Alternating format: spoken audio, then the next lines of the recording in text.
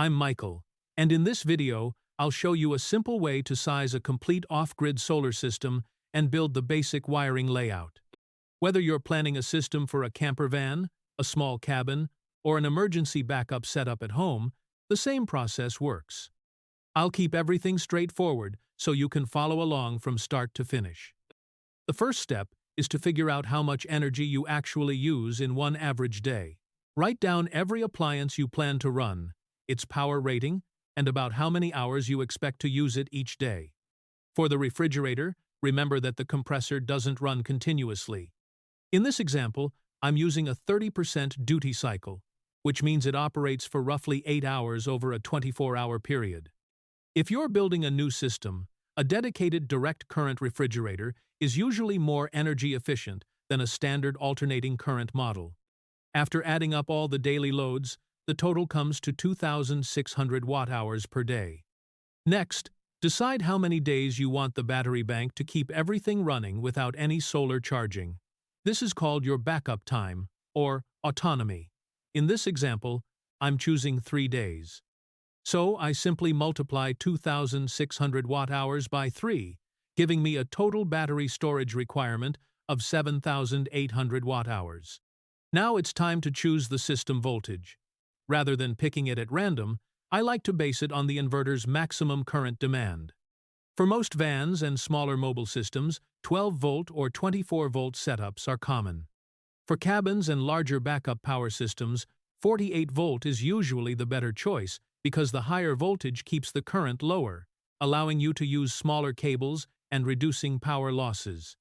For this example, even though a 12-volt system could technically run a 2,000-watt inverter, I prefer using 24-volt. One added benefit is that the charge controllers only need to handle about half the current compared with a 12-volt system, which can simplify the overall design. Now let's size the battery bank. We already know the system needs 7,800 watt-hours of stored energy. To convert that into battery capacity, divide 7,800 watt-hours by the battery's nominal voltage of 25.6 volts. That gives us about 305 amp-hours. A practical solution is to use 3 24-volt 100 amp-hour lithium batteries connected in parallel. That gives us 300 amp-hours, which is very close to the target capacity. I generally prefer using a native 24-volt battery instead of connecting two 12-volt batteries in series. With a true 24-volt battery, you don't have to worry about keeping two series batteries balanced, and the installation is usually cleaner. Parallel connected batteries of the same model and age also tend to share the load naturally when they're wired correctly. Next, let's size the solar array. To estimate how much solar production you'll get, open PV watts and enter your location. For this example, I'm using Houston, Texas. After selecting the location, note the latitude because we'll use it to choose an appropriate panel tilt angle. Then go to cleversolarpower.com website. The recommended year-round tilt comes out to about 28 degrees. That's a good compromise for annual energy production, although you'll still produce less energy during winter and may occasionally need a generator or another backup charging source. Back in PV watts, enter a panel tilt of 28 degrees and check the average daily peak sun hours. In this example, the value is 5.17 hours. The goal is to recharge the entire 7,800 watt-hour battery bank in a single good solar day. So divide 7,800 watt-hours by 5.17 sun hours.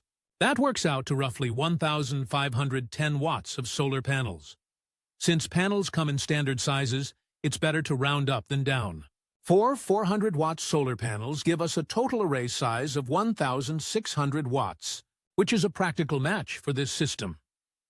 One quick tip: buying individual panels can sometimes cost more than expected. If you have local solar installers nearby, it's worth asking whether they have surplus or leftover panels available. Many installers sell them at very competitive prices compared to retail suppliers. Now let's choose the charge controller and the wiring. A typical 400-watt solar panel has electrical specifications similar to these. The most important value here is the open circuit voltage, because that's what determines the maximum input voltage the charge controller must handle. To allow for colder weather, Multiply the panel's open circuit voltage by a safety factor of 1.25. That gives a maximum voltage of about 46.6 volts per panel. Since we're using a 100-volt maximum power point tracking charge controller, we can safely wire 2 panels in series.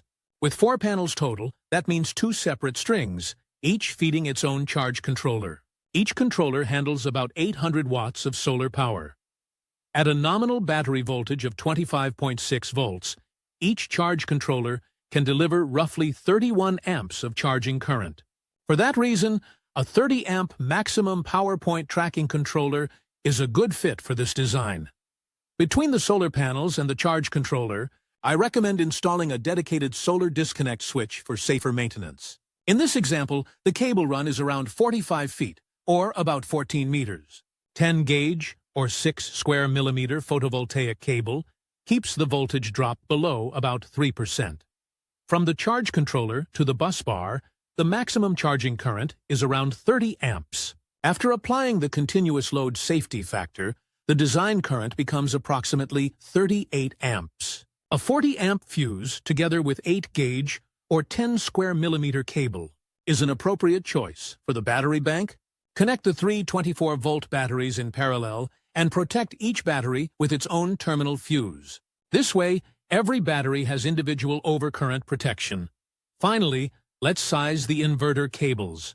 The inverter is rated for 2,000 watts. Divide that by an efficiency factor of 0.9, then divide again by 24 volts. The maximum current comes to about 93 amps. After applying the safety factor, the design current is approximately 116 amps. That makes a 125-amp direct current breaker a suitable choice. 4-gauge, or 25 square millimeter welding cable, is appropriate for both the battery-to-inverter connection and the inverter protection circuit. And that's the complete process, from estimating your daily energy use to selecting the battery bank, solar array, charge controllers, protection devices, and cable sizes. Once you understand these steps, sizing an off-grid solar system becomes much more predictable and far less confusing. If you enjoyed this faster walkthrough, let me know in the comments. If you'd rather see a slower version where I explain every calculation in more detail, I'd be happy to make that next.